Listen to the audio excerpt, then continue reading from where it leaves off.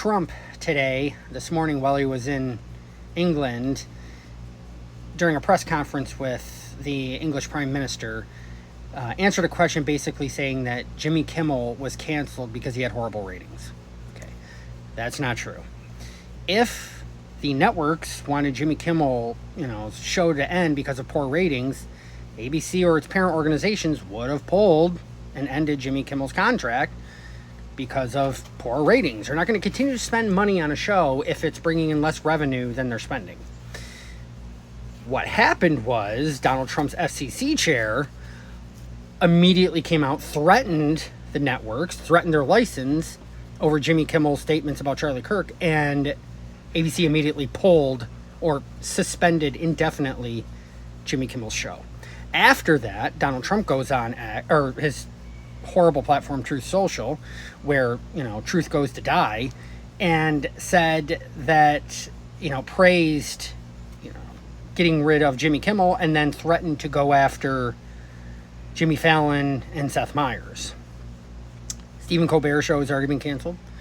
Now Jimmy Kimmel's, and Donald Trump is threatening to go after the rest of the late night hosts. Why? Because they make fun of Donald Trump's administration. And it's easy.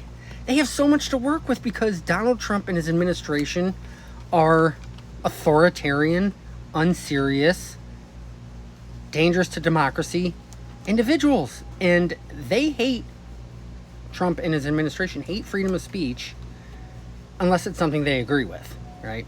We remember over the past several years, MAGA has been screaming, if you're woke, you believe in cancel culture and all this nonsense garbage. And now they're doing that. They are actually doing that. They are the biggest hypocrites on the planet. Not only are they ignorant, they're also the largest hypocrites on the planet. They're getting people fired from their jobs. What happened to freedom of speech in this country? You should be able to express your views, no matter how abhorrent and deplorable. And again, I think MAGA's views and beliefs and statements they've made are deplorable and abhorrent to everything democracy stands for. But we have the freedom of speech in this country for a reason. And Donald Trump and MAGA don't like it. If it's anything they don't believe in, they will attack. They will go after people personally. They will affect their livelihoods. This is how they operate. Donald Trump just launched a lawsuit against the New York Times. They're trying to do everything they can to squelch freedom of speech. And this is how authoritarians work. The Nazis and Hitler in the 1920s and 30s moved slowly and used the democratic processes, even though the Nazis were thugs and intimidated and threatened people, used the democratic processes to get Hitler, appointed, elected, and then Hitler consolidated power. Hungary, in more recent times, has done it. The extreme right wing in Poland did it several years ago before they were ousted in an election.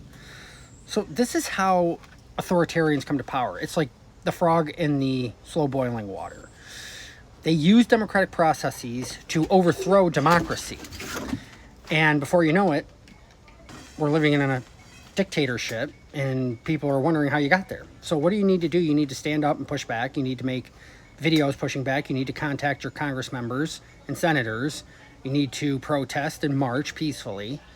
And we need to get the Democrats elected in 2026 so that they can hold this lawless White House and their thugs in the administration accountable for their anti-democratic actions.